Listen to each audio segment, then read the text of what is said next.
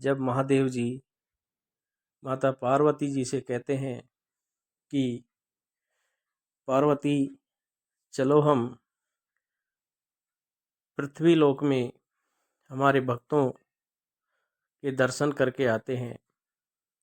स्वयं भगवान शिव महादेव जी एक साधु का रूप धारण करते हैं और माता पार्वती जी एक साध्वी का रूप धारण करके पृथ्वी लोक के लिए चल देते हैं। मार्ग में चलते चलते एक बड़ा धनवान और अत्यधिक संपत्ति वाला व्यक्ति मिलता है, जिसके पास हजारों गायें थी, काफ़ी संपत्ति थी। भगवान शिव और पार्वती जी साधु और साध्वी वेश में उस व्यक्ति के पास जाकर उससे कहते हैं कि हमें 100 ग्राम दूध दे दो, हमें ठाकुर जी को स्नान कराना है। वो व्यक्ति 100 ग्राम दूध के लिए मना कर देता है कि आगे बढ़ो, मेरे पास आपके लिए 100 ग्राम दूध नहीं है। भगवान शिव और पार्वती जी वहाँ से आगे मार्ग पर चल देते हैं। पार्वती जी ने कहा कि ये कितना दुष्ट निर्लज्ज है कि इसके पास इतना सब कुछ होते हुए भी इसने ठाकुर जी के स्नान के लिए 100 ग्राम दूध नहीं दिया। भगवान शिव मनी मन मुस्कुराते हैं और उस व्यक्ति को क्या वरदान देते हैं कि हे नारायण, हे प्रभु, इसकी संपत्ति को और 100 गुनी बढ़ा दो। और मार्ग पे आगे चल देते हैं। माता पार्वती को इनका यह वरदान थोड़ा अटपटा लगा। उनको ये समझ नहीं आया कि भोलेनाथ इस प्रकार का वरदान इस व्यक्ति को क्यों दे रहे हैं। उसने महादेव जी से इसे जानने की चेष्टा की तो महादेव जी आगे बढ़ गए और कहते हैं कि पार्वती जी आगे चलिए, अभी हम ये तो अभक्त है, आपको भक्त के दर्शन कराते हैं। आगे चलते हैं तो मार्ग में एक व्यक्ति मिलता है जिसके पास एक देसी गैया और उसके पास में उसकी एक माता है। गैया बहुत अल्प दूध देती है। भगवान शिव और पार्वती साधु और साध्वी के वेश में उस सज्जन पुरुष के पास पहुंचते हैं और उस सज्जन पुरुष से कहते हैं कि हमें 100 ग्राम दूध दे दो, हमें ठाकुर जी को स्नान कराना है। वह व्यक्ति बिना किसी विलंब किए, क्षण भर का भी विलंब नहीं करता है और ठाकुर जी को वो दूध ला करके सौंप देता है। ठाकुर जी बड़े प्रसन्न, भगवान शिव बड़े प्रसन्न होते हैं और आगे बढ़ते हैं और पार्वती जी से कहते हैं कि ये हमारे भक्त हैं और वो जो पहले मिला वो अभक्त है। इस भक्त को ठाकुर जी अर्थात भोलेनाथ जी क्या वरदान देते हैं, उसके लिए वो कहते हैं कि इसकी गैया और इसकी मैया दोनों को ले लो, प्रभु से ये प्रार्थना करते हैं। अर्थात ये भगवान इसकी गैया और मैया दोनों को आप उठा लो। माता पार्वती जी विस्मय बोध ये विचार करती है कि भोलेनाथ ने इस भक्त को, जिसने एक बार मांगने पर ही दूध उपलब्ध करवा दिया, इसको इन्होंने ये वरदान दिया और भगवान से प्रार्थना की कि इसकी गैया और मैया दोनों को उठा लो। माता पार्वती की उत्सुकता बढ़ती गई और उन्होंने भगवान शिव जी को रास्ते में रोककर कहा, हे प्रभु, आपके दोनों वरदानों का मेरे को आश्चर्य समझ में नहीं आता, कृपया करके इन्हें विस्तार से मुझे बताइए। तो भगवान शिव कहते हैं कि मैंने पहले उस दुष्ट और दुर्जन व्यक्ति को यह आशीर्वाद दिया कि इसकी संपत्ति को भगवान 100 गुणी कर दो। वो इसलिए कि इसका इतनी कम संपत्ति में ही इसकी संपत्ति के प्रति इतना मोह है, तो जब 100 गुना संपत्ति हो जाएगी तो इसका मोह और बढ़ जाएगा और ये और गलत काम और गलत मार्ग पे चलेगा, जिसके कारण ये भगवान भक्ति से दूर होता चला जाएगा तथा ये अपने नरक के मार्ग को प्राप्त होगा। माता पार्वती जी कहती है कि वो जो दूसरा सज्जन भक्त था उसके लिए तो आपने ये प्रार्थना की है कि इसकी गैया और मैया दोनों को उठा लो, तो इसका क्या भाव है?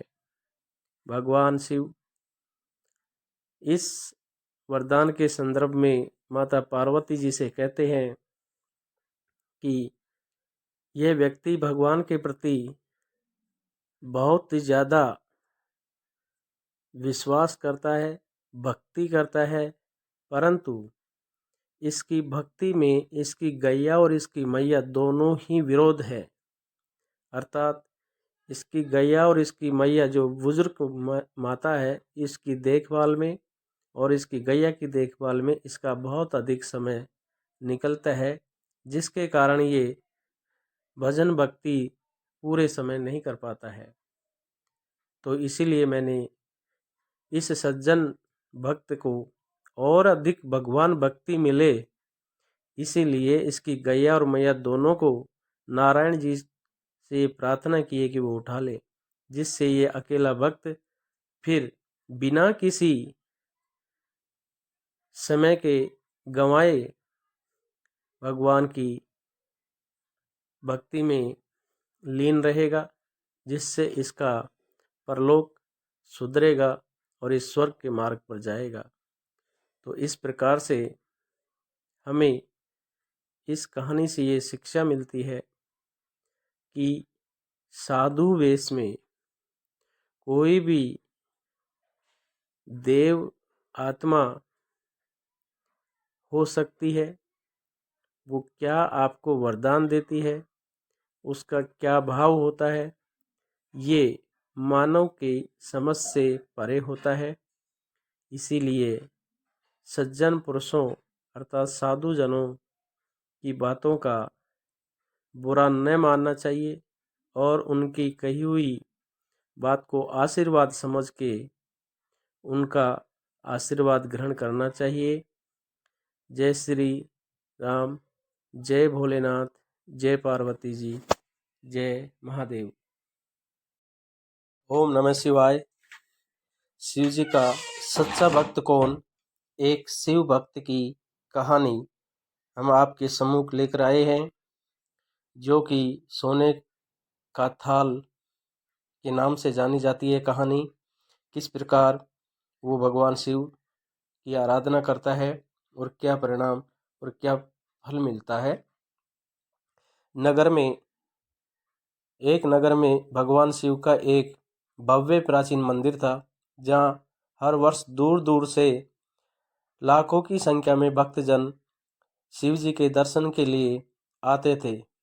श्रावण मास का महीना था। दूर दूर से कावड़ लेकर भगवान शिव को जलाभिषेक करने आए हुए थे। मंदिर का परिसर भक्तों की भीड़ से अटा हुआ था। तभी अचानक आकाश में बिजलियां हुई और सोने का एक थाल उतरा। उसी के साथ एक भविष्यवाणी भी हुई कि जो भगवान शिव का सच्चा भक्त होगा और प्रेमी होगा, उसी को यह थाल मिलेगा। मंदिर के परिसर में उपस्थित सभी लोगों ने यह भविष्यवाणी सुनी धीरे धीरे सभी एकत्रित हो गए।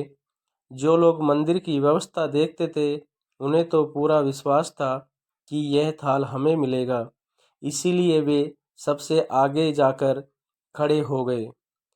सबसे पहले एक पंडित जी आए और बोले, देखिए, मैं प्रतिदिन महादेव का अभिषेक करता हूँ, अतः मैं ही भोलेनाथ का सबसे निकटवर्ती भक्त प्रेमी हूँ, इसीलिए यह थाल मुझे मिलना चाहिए। इतना कहकर पंडित ने थाल उठाया। जैसे ही पंडित जी ने थाल उठाया, थाल पीतल का हो गया। यह देखकर पंडित जी बड़े लज्जित हुए। उन्होंने थाल यथा स्थान पर रखा और वहां से निकल गए।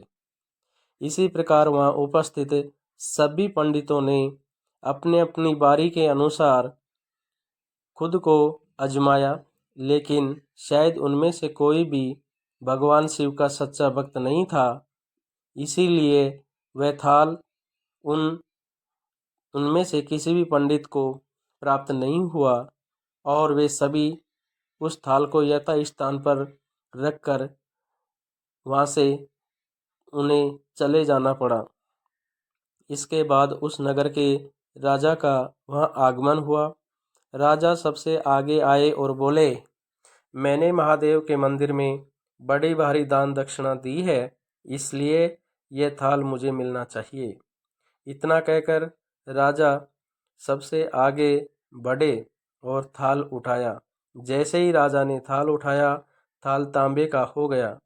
यह देखकर महाराज भी लज्जित हुए और उस थाल को यथास्थान रखकर एक तरफ खड़े हो गए।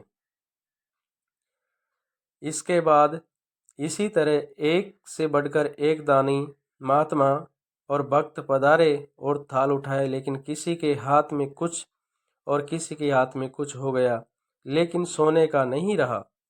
तब लोगों को पता चला कि हम में से कोई भी महादेव का सच्चा भक्त नहीं है। उसी समय एक किसान का आगमन हुआ। वो बेचारा महीनों बाद आज चातुर्मास के सोमवार के शुभ अवसर पर शिव जी के दर्शन करने आया था। गरीबी और गृहस्थी के बोझ तले दबा दिन रात खेतों में मेहनत मजदूरी करके अपना और अपने परिवार का गुजारा करता था। सभी रास्ते में खड़े थे।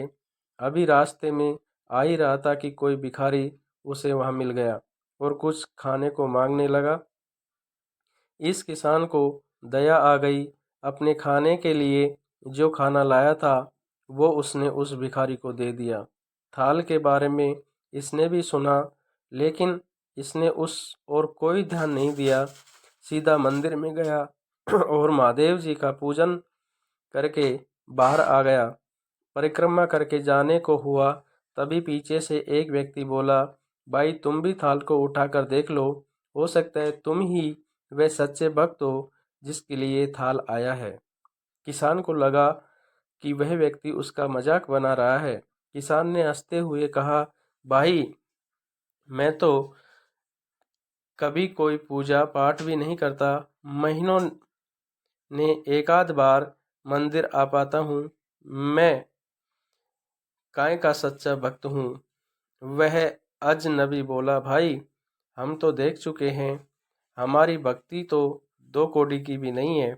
अब तुम भी अपना हाथ लगा कर देख लो। सोने का थाल मिले न मिले, किंतु पता चल जाएगा कि तुम्हारी भक्ति में कितनी सच्चाई है। लोगों के बहुत आग्रह करने पर आखिर उस भोले भाले किसान ने जाकर थाल उठा ही लिया। जैसे ही उसने थाल उठाया, लोगों के आश्चर्य का ठिकाना नहीं रहा। सोने का थाल रोशनी से चमकने लगा। यह देख सब लोगों में खुशियों की लहर दौड़ पड़ी।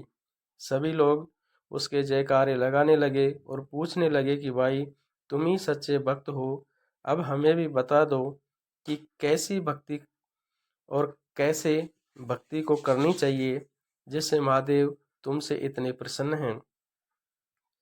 तो किसान बोला, भाई मैं कोई भक्ति नहीं करता, मैं केवल दिन भर खेतों में काम करता हूँ और रात और थोड़ा समय निकालकर जरूरतमंद लोगों की मदद करता हूँ। इसके अलावा मैं कोई विशेष कार्य नहीं करता। लोग पूछने लगे, तुम लोगों की मदद क्यों करते हो? हंसते हुए किसान ने बोला, सुकून दूसरों के चेहरे पर मुस्कान देखकर मुझे जो आनंद और खुशी होती है उसे मैं शब्दों में बयां नहीं कर सकता। शायद यही कारण है कि महादेव जी मुझसे खुश हैं। इसीलिए हमेशा याद रखें, सत्कर्म का आरंभ भी आनंद से होता है और अंत भी आनंददायक होता है। दुष्कर्म का आरंभ भी दुख से होता है और अंत भी दुखदायक होता है। अतः आप सैकड़ों मील की यात्रा करके भी दूसरों का दिल दुखाते हैं तो आपकी वह तपस्या, साधना और महादेव का दर्शन धूल के बराबर है।